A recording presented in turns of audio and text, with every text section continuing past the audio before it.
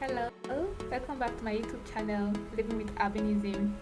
Happy New Year! I'm wishing each and every one of us a prosperous New Year ahead. On today's episode, I'll be talking about some of the crazy myths people have towards persons with albinism. A lot of persons have defined albinism on their own terms, they have their own knowledge or what they think albinism is all about, forgetting that albinism is a medical disorder due to lack of melanin on the eye, the hair, and the skin. So today I'll be talking about some of these crazy myths people have towards persons with albinism. Number one on my list is when used for money ritual, they produce lots of money. They believe that when you use a person with albinism for money ritual, that means you're going to be very, very rich. Like they serve a better purpose when used than a dark skin person. Aside that, they also believe that when you cut off their fingers and use as anklet, it's going to serve as a good luck charm because they believe that a person with albinism as supernatural being. There's nothing like supernatural being. It's just a myth what they believe. There's no difference between a dark skin person and a person with albinism. The only difference is that person with albinism does not have melanin and a dark skin person has melanin. So aside this, there's no difference. There's nothing like it's being a supernatural being. So they are going to, when used for money ritual, they're going to give you lots of money, this, that. There's no difference. All these are myths. Then second on my list, they don't see in the afternoon. They believe that they see better in the night or in the morning, but in the afternoon is a no, they don't see at all. Yes, it's no news that a person with albinism is visually impaired, like they have low vision because of lack of melanin in the skin, but that does not mean that they are going to see in the night and they will not see in the afternoon. There's no difference between the way they see in the morning, in the afternoon, or in the night. It is just the same thing. There's nothing like seeing better in the night or not seeing at all in the afternoon. I've heard a lot of persons tell me you don't need to go out in the afternoon, go out more in the night, that's when you will see better. Or when you are going out in the night, you should not go with torchlight because your eyes is torchlight already. Or when you are looking for something in the night, they will tell you you don't need to look for torchlight because you're going to see it. This is all myth. There's nothing like seeing in the afternoon or not seeing in the afternoon, seeing better at night. These are myths. They are visually impaired, they have low vision, no doubt, but not seen in the afternoon are myths. Now the next on my list is they should not consume salt. This particular myth comes from the Yoruba folks. They believe that when a person with albinism consumes salt, it is the cause of the burns on their skin. So they should not consume salt. Then forgetting that they are also human, the way a dark skinned person needs fortified salt for iodine in their system, the same way a person with albinism also needs salt in their system because the body requires that.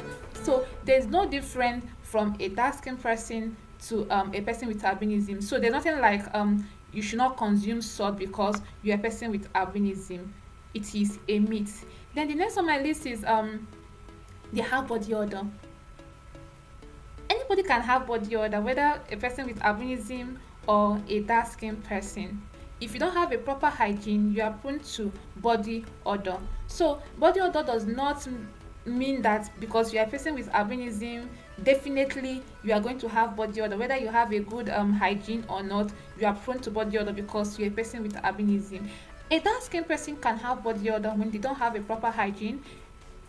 A person with albinism that don't have a proper hygiene can also have body odor, but when you have a proper hygiene, you don't have any business with body odor. So all these are myths. Then the next on my list, they believe that the person with albinism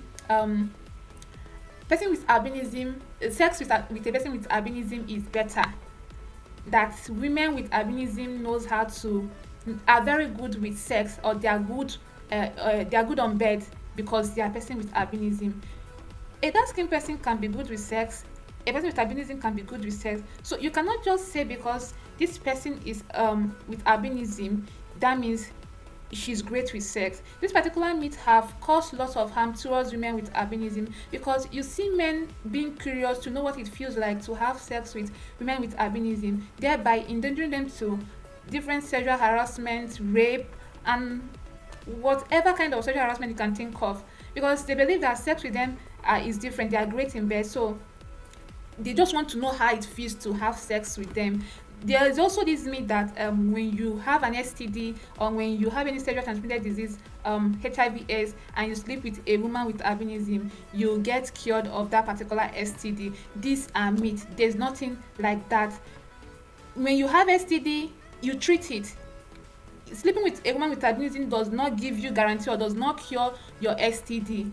And being a person with albinism does not mean that they are great with sex. That means you just need to be with this person to have sex, to know what it feels like to to know what it feels like to have sex with a person with albinism. All these are myths. Then the last but not the least that is that they are less intelligent. It's true that because of stigma towards persons with albinism, most persons go under their shell. Like they don't want to interact with people. They are just observant, like they're just on their own. But that does not make them less intelligent.